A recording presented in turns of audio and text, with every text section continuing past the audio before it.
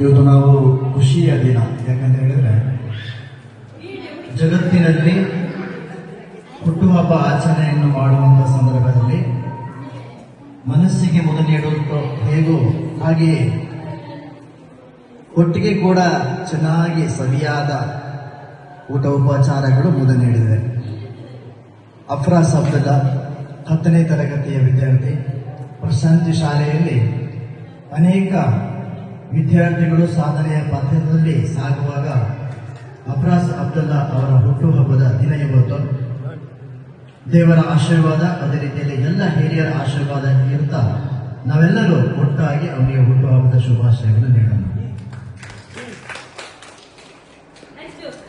ಅನೇಕ ರೀತಿಯಲ್ಲಿ ಉತ್ತಮ ಹಾದಿಯಲ್ಲಿ ಹೋಗುವ ಹಾಗೆ ಸಾಧನೆಯನ್ನು ಮಾಡಲಿ.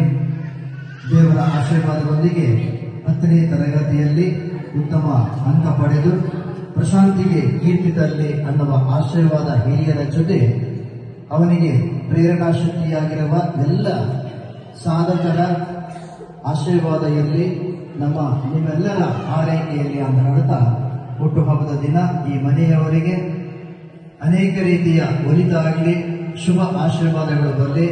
ದೇವರ ಆಶೀರ್ವಾದ ಇರಲಿ. ಹೀಗೆ ನಿಮ್ಮ ಪ್ರೀತಿ ವಿಶ್ವಾಸಗಳು ಮುಂದುವರಿತಾ ಇರಲಿ. ಸರಿ.